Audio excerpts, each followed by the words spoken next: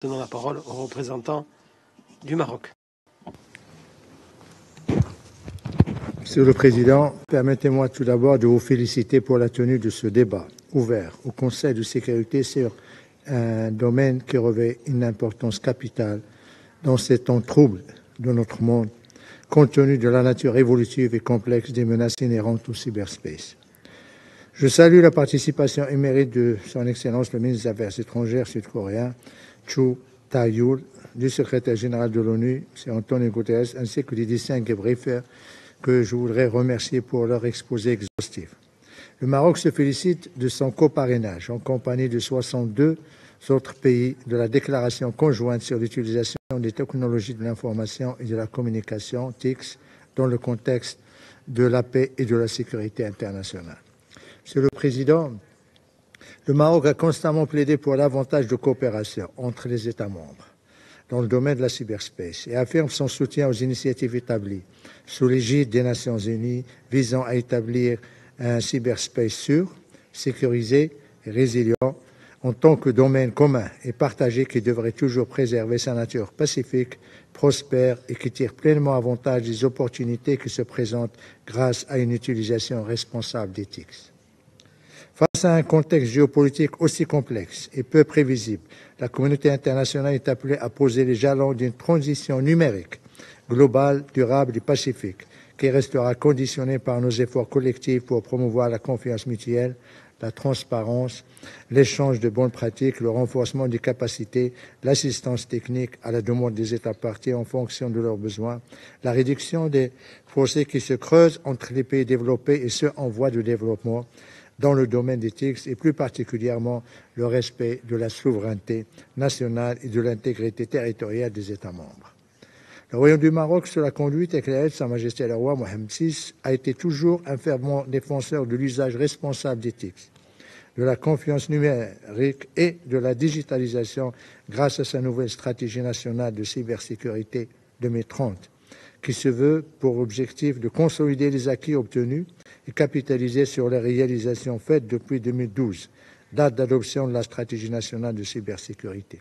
et ce, en vue de mieux soutenir et accompagner une transformation digitale en tant que levier crucial pour le développement socio-économique.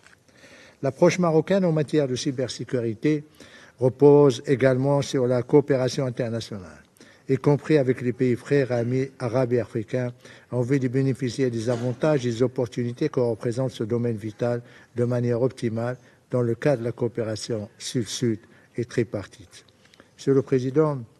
au moment où les Nations Unies mettent en place de multiples mécanismes et plateformes dédiés à l'examen des menaces cybernétiques et numériques, le Royaume du Maroc estime que le Conseil de sécurité devrait continuer à s'engager de manière plus dynamique et active dans ce domaine sensible, pour s'acquitter des missions qui lui échoient, notamment dans le maintien de la paix et la sécurité internationale dans le domaine cybernétique, eu égard à la nature des menaces cybernétiques qui ne connaissent pas de frontières.